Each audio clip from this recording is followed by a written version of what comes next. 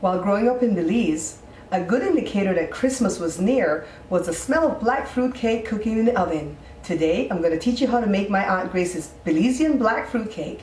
You're watching the Bear Pantry Show.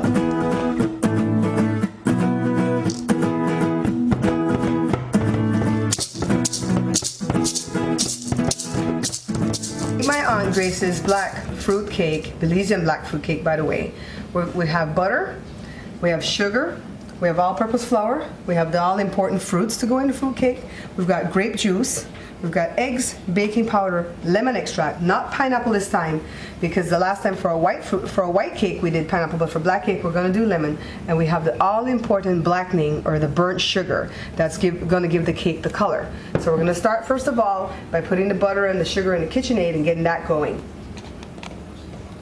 While the butter and the sugar is getting creamed in the KitchenAid, I took a little pointed knife and I punched a hole in this egg, and I'm separating the egg white from the egg yolk. I want to show you two different ways to separate the egg white from the egg yolk. This is how I was taught when I went to St. Catherine's Academy in Belize when I was a teenager. See, that separates all the white and only the yolk is left, and then you crack it. See, sometimes I'm not all that dainty, and you get the yolk there. Then the other way that I want to show you how to crack the egg white that separates from the egg white from the yolk is to just crack it open completely and just start doing back and forth with the yolk, taking care not to break the yolk until you get all the white out. Whichever way you can do it, try it.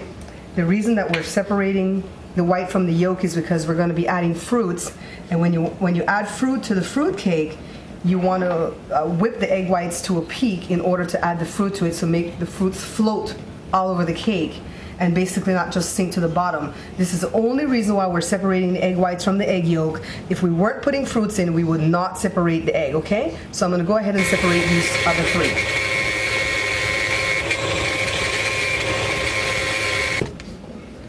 So we creamed the butter and sugar for about 15 minutes in the KitchenAid, and now we're going to add the 5 egg yolks.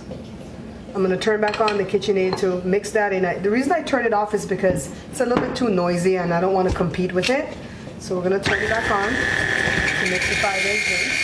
So there's butter and sugar in there and the egg yolks. We're adding the baking powder, the lemon extract. Only a little bit of extra because the extract is strong. You can get that from my dad too. And now we're going to start adding, it's going to get the burnt sugar. I showed you it earlier. And we're going to add this slowly because this KitchenAid doesn't have a splash guard. We're going to add it slowly to get the cake as black as you want to get the cake.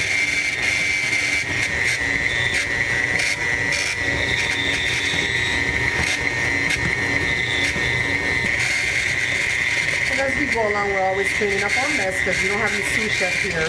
So this is our batter, how it's looking so far with our black cake, or black fruit cake. So I've added the blackening. I did a couple more ounces from an empty bottle that I had. You don't have to because it was dark enough as it was in the beginning. So I'm going to add the flour and the grape juice a little bit at a time to this batter. And then when I'm done with all that, I'm going to put it in this bowl only because I need the KitchenAid. I'm going to use this foot on the KitchenAid to whip the egg whites to a peak as if we're making a meringue. So here we've taken our batter out of the KitchenAid bowl, put it in another bowl just because we need this to go whip the egg white now. So I'm going to get this all cleaned up. When I come back, we'll be whipping the egg white. So egg whites are whipped to a peak. Here's the batter that we poured out of the KitchenAid bowl. If you notice, this batter looks a lot thicker than when I do the white cake. I only put a little bit of that grape juice so far and all that syrupy burnt sugar. I want this batter to be thick because I want these fruits to float. That's the most important thing. So here are the fruits. And I've got some all-purpose white flour. And some people take the fruits and soak it in some kind of alcohol, brandy or Bacardi or wine or something for days before they do their black fruit cake. I don't put alcohol in it because I'm going to sprinkle some wine on the top of the cake when it's all done. So we're going to get this worked into the all-purpose flour. We're going to use this, we're going to put more fruits, but let's start with this a little bit. We're going to use the strainer to sift it like this. And then we're going to put it in another bowl because when I come back, we're going to add it to the egg whites. I ended up using about half of this bin of the fruits. I don't want to have too many fruits in the cake because I don't want to have a piece of fruit in every bite. This is our egg whites that are whipped to a peak like meringue. We're going to add the floured fruits into the egg whites first. And we're just going to fold. You see how stiff it is in the egg whites? This is the trick to make the fruits not just sink to the bottom of the cake. When I first came from Belize, I used to hear my American friends say, oh my God, fruitcake, I hate fruitcake. And I didn't understand that at all until I tasted the fruitcake that's here in America. And not to put a knock on it, but it is hard and too much fruit and not at all like this fruitcake. I promise you, if you try this, you're gonna love this fruitcake. So we're gonna put our whole medley right here, fruits and egg whites. And again, like I told you earlier, you don't have to separate the egg whites and do this if you're not adding fruits to this cake. And then we're just gonna fold the batter. And then I'm gonna check the thickness to see if I need any more of that grape juice to make it a little bit thinner. So look at our beautiful batter that I've worked in. It's thick, the fruits are scattered all over.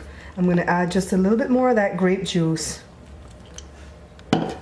And when you check out the recipe in my cookbook, you know, you eyeball things too. I'm not the end all, know all, be all of cooking and recipe making. A lot of these things I just kind of learn on my own because older Belize people don't like to share their recipes with the younger folks. So I kind of had to sneak around and peek around tables and corners to see what the old folks were doing to get these recipes. So we're gonna get this batter poured into our greased and floured cake pan. We'll probably have too much cake for this one pan, so we'll probably have to make more that we can give away to friends.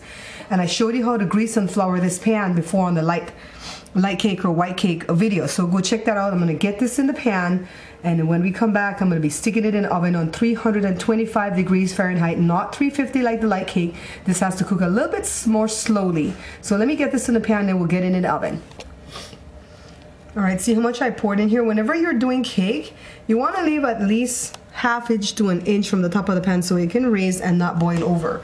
So we have enough batter left over probably to do a smaller pan than this one. But we're going to do a lot of little ones so we can give away to the neighbors. So we're going to get this baked. It's going to take about an hour, hour and a half, maybe less, just depending. I'll tell you the real time when it's done. And then when it's done baking, I'm going to pour some wine on top of it and then cut a slice to show how the fruits are all scattered, but it's going to take a little while. So we'll be back in a couple of hours.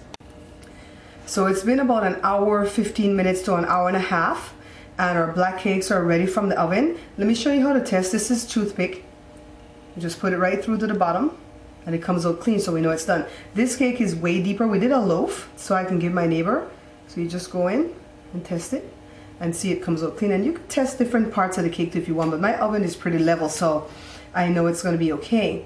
So we're going to allow the cake to cool down. It's going to take a while to cool down, and then on this one, we're not going to cut this one because we're going to start adding alcohol to this one. You can add rum, you could add whiskey, any type of alcohol that you have in the house, but I like to add wine because to me it just gives it a sweeter taste. So to each his own. On this one, I'm not going to add anything because I'm not sure if my neighbors are into alcohol. But I'm going to cut this one after the cake is cooled so you can see the finished product and how the fruits are spread all over the cake. So be back about an hour after the cake has cooled down. Look at our finished product. Beautiful. We have some cherries from the can. That's cherries, right? We have some green cherries. I've never seen that before. We have some pecans. It's just for decoration. You don't have to put that. Then we have some wine, and I'm just using some sweet wine, and you pour it on the cake and it's going to soak through and get this cake moist and taste so good. And you do this like I'd say every 4 days or so. You want to do this cake the start of December to get ready for Christmas. So you put this wine once a week or so to soak it all the way through. This is our loaf right here. I cut it because I wanted to show you guys that the fruits are floating in the cake. They're not just like sunken to the bottom of the cake like what happens a lot with a lot of cake. This cake is very light. It's not the fruit cake of yesteryear where it's heavy and you don't want to eat it and it's ugly and nasty. You could do white cake too with the fruits, but we did the black cake. Look at our slice of cake. Moist, beautiful, and just tasty. And so I'm going to enjoy that a little bit later after I eat my meal.